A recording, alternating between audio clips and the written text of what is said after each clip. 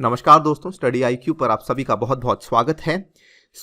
Geopolitics का एक बहुत ही इंटरेस्टिंग टॉपिक और वो ये है कि किस तरीके से सऊदी अरेबिया और पाकिस्तान के जो रिलेशंस हैं वो वर्सन होते जा रहे हैं, वो खराब होते जा रहे हैं। They are going off the rails as we are speaking right now. And इस पूरे के पूरे सिनारियो में एक बहुत ही अच्छा अपॉर्चुनिटी, बहुत ही अच्छा मौका है जो कि भारत के लिए बनता जा रहा है। नाउ यहाँ पे हम सबसे पहले बात करेंगे कि क्या वजह रही सऊदी अरेबिया और पाकिस्तान के जो बीच में रिलेशंस है खराब होने के, क्या क्या सिग्नल्स हमें देखने को मिले जहां से ये चीज़ ऑलमोस्ट क्लियर हो चुकी है कि इन दोनों के relations are right now very very bad.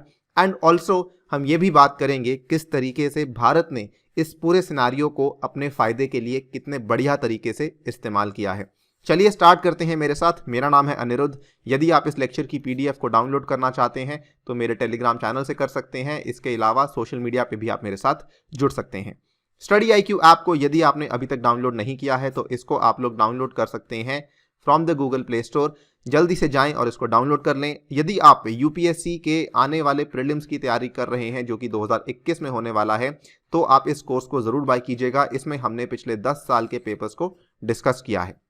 All right, now ये खबर आपने देखी होगी, आई एम श्योर आपने सुनी होगी। अगस्त 8 के आसपास, पहले हफ्ते ऑफ अगस्त की बात है, जिस टाइम पे सऊदी ने पहली बार ये कहा कि हम पाकिस्तान को ऑयल अब नहीं सप्लाई कर सकते हैं।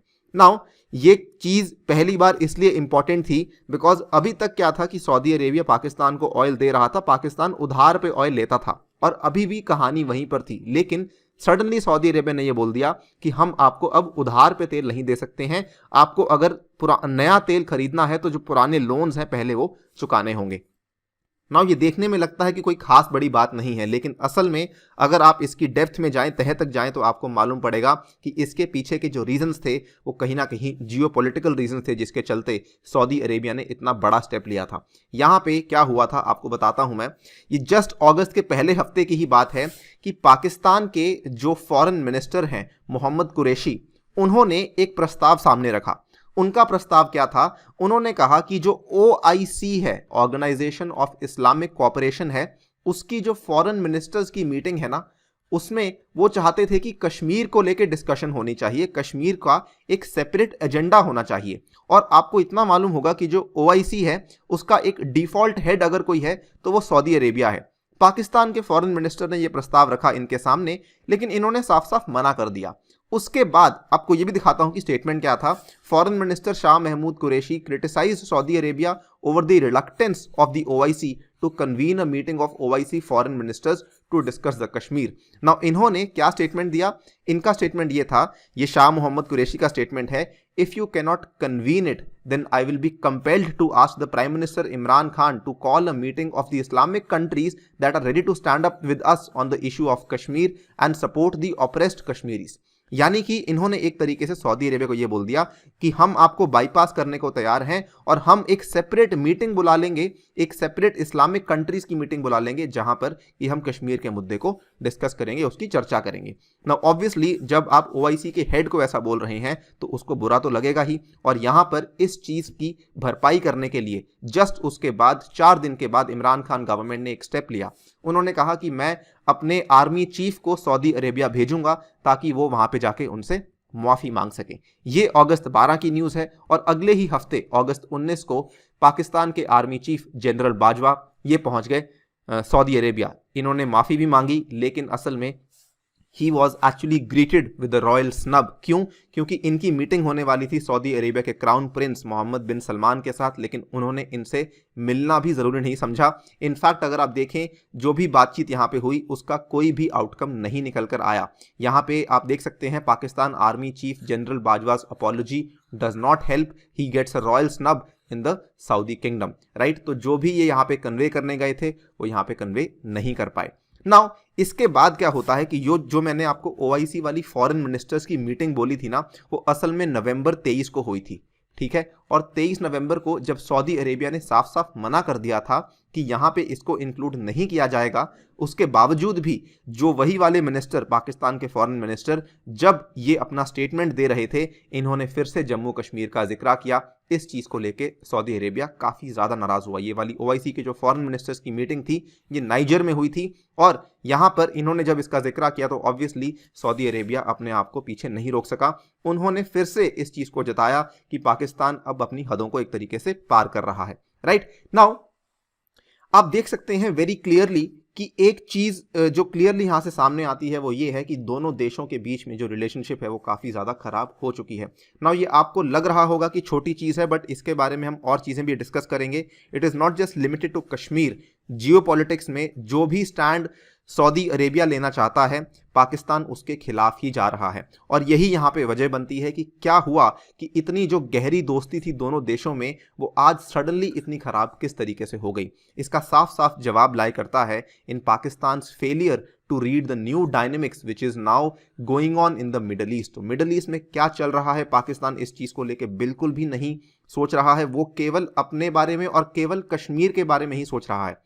तो यहाँ पे अगर आप देखें, देखिए सऊदी अरेबिया के राइट नाउ जो मेन एनिमीज हैं, सऊदी अरेबिया के अकॉर्डिंग उनका सबसे बड़ा एनिमी है ईरान। सऊदी अरेबिया का नेक्स्ट बड़ा एनिमी है टर्की।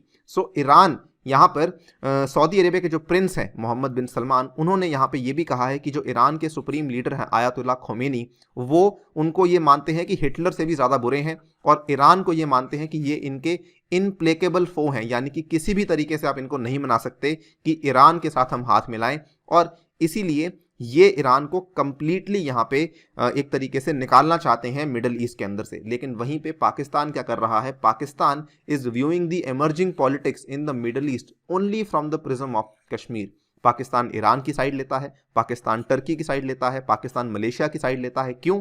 केवल एक ही वजह है, क्योंकि इन्होंने पाकिस्तान के कश्मीर के मुद्दे को लेकर इनका सपोर्ट किया है। वहीं पे सऊदी अरेबिया और यूएई इन्होंने नहीं किया है, इसलिए पाकिस्तान इनसे दूर जा रहा है। सो ये कहानी यहाँ पे आके अगेन आपको वही चीज सामने आती है कि Pakistan is viewing the entire politics only and only through the prism of Kashmir, whereas Saudi Arabia थोड़ी सी बड़ी पिक्चर देख रहा है और Pakistan is not able to see that. Now अभी मैंने आपको बताया कि पाकिस्तान के जब आर्मी चीफ गए तो he was greeted with a royal snub, लेकिन उसी के विपरीत हमारे जब आर्मी चीफ गए, और ये भी आपको बता दूं बहुत ही हिस्टोरिक बात है, आप देख सकते हैं ये वाला स्टेटमेंट इशू किया गया था मंगलवार को, जब उन्होंने कहा कि नारावनेज ट्रिप, जो हमारे आर्मी चीफ है, Naravane's trip was historic in the sense that it will be the first time an Indian army chief is visiting the UAE and the kingdom of Saudi Arabia. पहली बार हुआ है इतिहास में ऐसा कि कोई भी इंडियन आर्मी का चीफ यूएई और सऊदी अरेबिया को विजिट कर रहा है। नाउ आपको यहाँ पे दिखाएंगे कि किस तरीके से इनको ग्रीटिंग मिली और किस तरीके से जनरल बाजवा को ग्रीटिंग मिली थी। सो जब ये लोग यहाँ पे पहुंचे, इंडियन आर्मी के साथ में काफ़ी बड़ा कंटिंजेंट गया था, ऑलमोस्ट 40-45 लोग गए थे पूरी की पूरी विजिट में। सो इसमें बोथ कंट्रीज़ ने काफ़ी चीज़ों पे ऊपर डिस्कशन की। इन्होंने बात की कि किस तरीके से हम अपने डिफेंस एक्सपोर्ट्स को इंपोर्ट्स को कम कर सकते हैं। आपको मालूम होगा कि आज की डेट में जो डिफेंस इंपोर्ट्स हैं उसमें इंडिया और सऊदी अरेबिया काफ़ी ऊपर आते हैं लिस्ट में। सो दोनों कंट्रीज़ ने इस चीज़ को लेकर बातचीत की कि हम किस तरीके से आपस में हाथ मिला सकते हैं और अपनी इंडिजिनस कैपेबिलिटीज़ को बढ़ा सकते हैं, सो दैट हमारे जो डिफेंस इंपोर्ट्स हैं वो कम हो जाएं। इनफैक्ट एक्सरसाइजेस करने की बात भी चलाई गई, उनको भी एजेंडा में लाया गया। आपको बता दूं लास्ट ईयर की बात है, इंडिया सऊदी अरेबिया ने यहाँ पे पहली बार जॉइंट ड्रिल्स होल्ड करनी थी इस साल मार्च में, लेकिन कोविड-19 के चलते वो चीज़ें डिले हुई। और इस पर्टिकुलर मीटिंग में ये भी निश्चित किया गया कि इन जो ड्रिल्स थी जो कि होने वाली थी, इनकी नई डेट्स अनाउंस करी जाएंगी। सो चीज़ें इंप्रूव हो रही हैं। यही नहीं, एक और न्यूज़ सामने आई थी और ये न्यूज़ काफ़ी ज़्यादा इंपॉर्टेंट है। इसमें यह बताया जा रहा था रिपोर्ट्स के अनुसार कि इंडियन आर्मी का कंटिंजेंट है जिसको कि यूएई और सऊदी अरेबिया में डिप्लॉय किया जाएगा। इसको देखिए, इसको समझिए, वेरी वेरी इंटरेस्टिंग स्टोरी। अभी तक क्या होता था कि सऊदी अरेबिया और यूएई में जो रॉयल किंगडम है ना, उसके जो सदस्य थे उनको गार्ड करने के लिए पाकिस्तान की फोर्सेस आया करती थी। लेकिन हुआ क्या, सऊदी अरेबिया ने ये पाकिस्तान को कहा कि हमें चाहिए पाकिस्तान के फोर्सेस कि वो यमन में जाके सऊदी अरेबिया को सपोर्ट करें। पाकिस्तान की फोर्सेस ने ये करने से मना कर दिया। इसके बदले में सऊदी अरेबिया ने कहा कि आपका जो पाकिस्तान का कंटिंजेंट हमारे रॉयल किंगडम को गार्ड कर रहा है, हम चाहते हैं कि उसको हटा लिया जाए और उनको वापस भी भेज दिया गया है। अब इसी टाइम पे सऊदी अरेबिया ने इंडिया से रिक्वेस्ट की और इंडिया ने इस चीज़ के लिए हाँ बोल दी है और इंडिया के ट्रूप्स अब यूएई और सऊदी अरेबिया में जाके रॉयल किंगडम को गार्ड करने वाले हैं। सो अगेन एक और स्टोरी जो बताती है कि किस तरीके से पाकिस्तान और सऊदी अरेबिया के रिलेशंस खराब हो रहे हैं। Again story is not over here. अगर आप देखें यहाँ पे जिस तरीके से पाकिस्तान यूएई और सऊदी अरेबिया के बाकी कंट्रीज के साथ जो रिलेशंस हैं उनको देख रहा है, उसके चलते भी पाकिस्तान का जो स्टैंड है विज़-वी सऊदी अरेबिया वो वीक होता जा रहा है। बिकॉज शुरुआत में आपको मैंने बताया था, पाकिस्तान के फॉरेन मिनिस्टर ने कहा कि अगर आप मीटिंग नहीं बुलाएंगे तो हम अपनी अलग से मीटिंग बुलवा लेंगे इस्लामिक कंट्रीज की।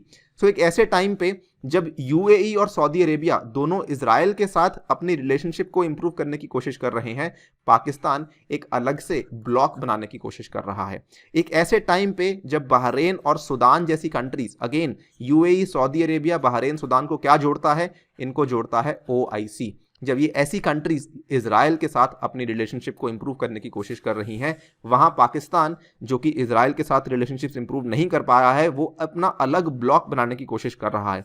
क्लियरली बता रहा है कि पाकिस्तान अब गल्फ नेशंस को आइसोलेट करने की कोशिश कर रहा है एंड उसको जवाब में भी वही मिल रहा है, गल्फ नेशंस भी उसको आइसोलेट कर रहे हैं। But I would like to add कि India has risen to the occasion और इंडिया ने बहुत ही प्रोएक्टिवली अपने आर्मी चीफ को यहाँ पे भेजा, जो कि अपने आप में एक बहुत ही ऐतिहासिक विजिट है और पहली बार आई थिंक इंडिया काफ़ी अच्छे तरीके से प्रोएक्टिवली काम कर रहा है इन ऑर्डर टू ताकि वो एक छाप छोड़ सके और गल्फ नेशंस के साथ अपनी जो रिलेशनशिप है, अपनी जो मजबूती है, उसको और भी ज़्यादा बढ़ा सके। इसी के साथ इस वीडियो को यहाँ पे समाप्त करता हूँ। Thank you for listening, stay tuned and stay safe.